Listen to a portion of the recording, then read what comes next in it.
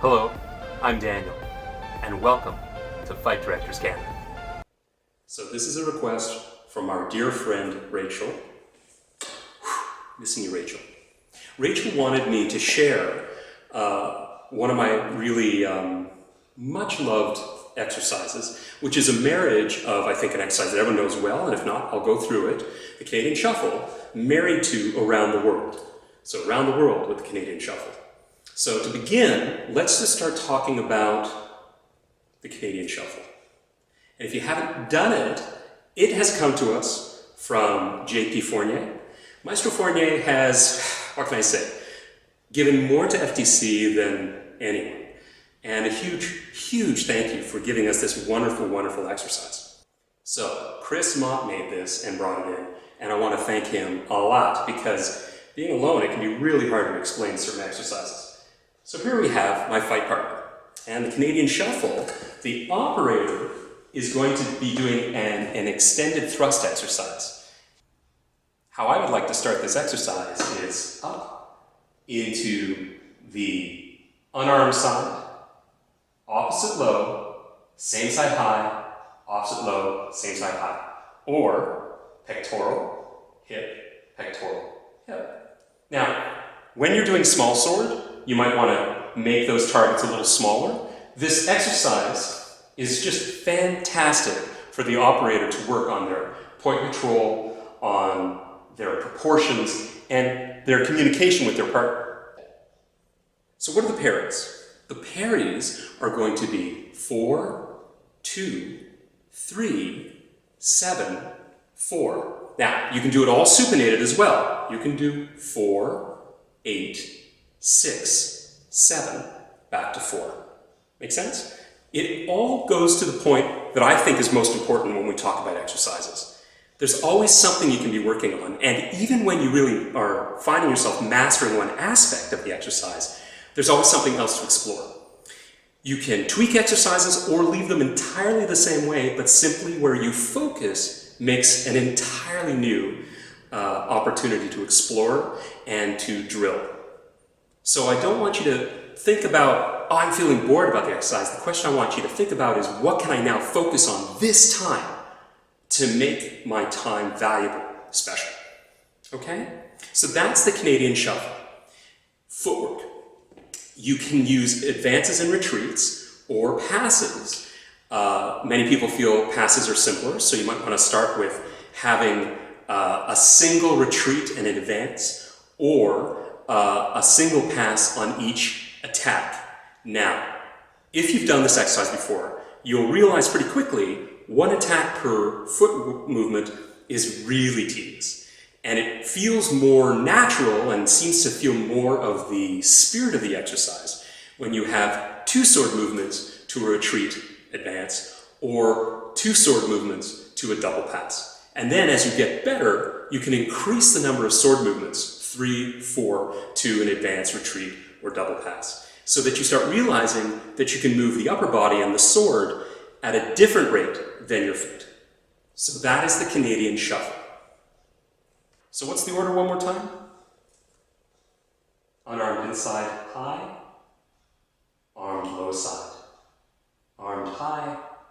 Unarmed low side. I would suggest try to do it with an extended arm rather than pistoning, and really working your proportions. So let's leave the Canadian Shuffle for a sec, and let's go to Around the World. So I put Around the World together because I was finding that I needed to really work circles, semicircular movement around the body, proportion, control of the adversary's blade, and general understanding of where to meet parry and how to really protect my body. So again, I'm going to start with the person receiving it in the high unarmed side. And notice I'm saying that not left or right, because you're going to be working with people who are right-handed, left-handed, or a mix of a righty and a lefty working together, right? So I'm going to start in my unarmed side, and then I'm going to go around like a clock. So here, here, here, here. So far, so good? Great. But that's pretty easy. Why don't we add a second attack? So I'm going to go around I actually had to look at a clock. Dyslexia is great. So I'm going to go around like a clock. I'll start with 4, 4, 7, 7. Now watch this. I'm going to pick it up with my false edge and end in my 2, 2, half circle up. That's giving me 3, 3. And then from 3 to 4, false edge to true edge again. So you'll see that in all of these instances, I'm doing a pair of movements. I'm either doing a pair of circular parries or a half circle followed by a circle. So again, ha, ha, ha, ha, ha, ha, ha, ha, and ha, ha. So that's Canadian. No, that's around the world. And again, how do we do our footwork? Our footwork, you can use retreats and advances. You can use passes, double passes. What I'm going to suggest is do the same footwork when you start teaching these together, because when you actually go from one exercise by itself to another exercise by itself and marry them, what happens is you don't have to start thinking about your feet.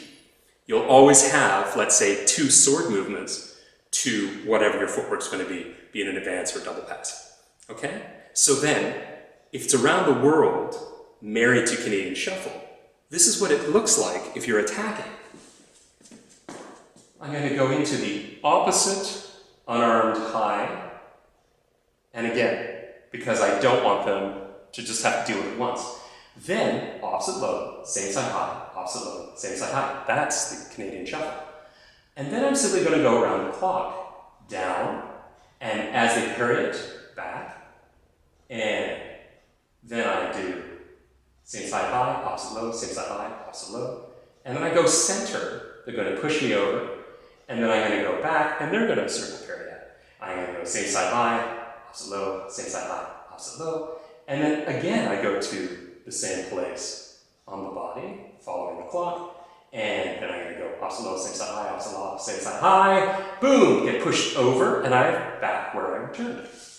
So the receiving end of it looks like this: parry, parry, opposite low, same side high, opposite low, same side high. But then my partner attacks here at my hip, ha, ha, and I'm going to do same side high, opposite low, same side high, opposite low, and I'm going to then pick up the parry to go to this side here, right? Same side high, opposite low, same side high, opposite low, and then we go up to here, ha, ha, and opposite low, same side high, opposite low, same side high. It is much easier when I actually have another person to play with. And then finally, I am back where I started, right?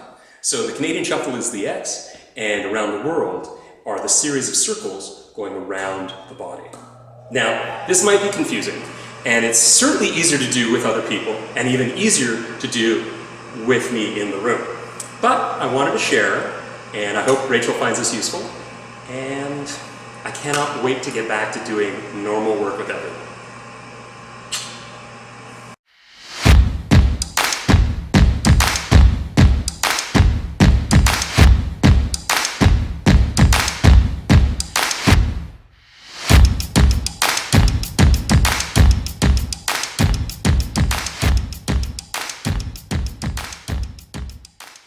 Thank you so much for checking out this video. Be sure to check out Daniel over at Rapier Wit with links in the description.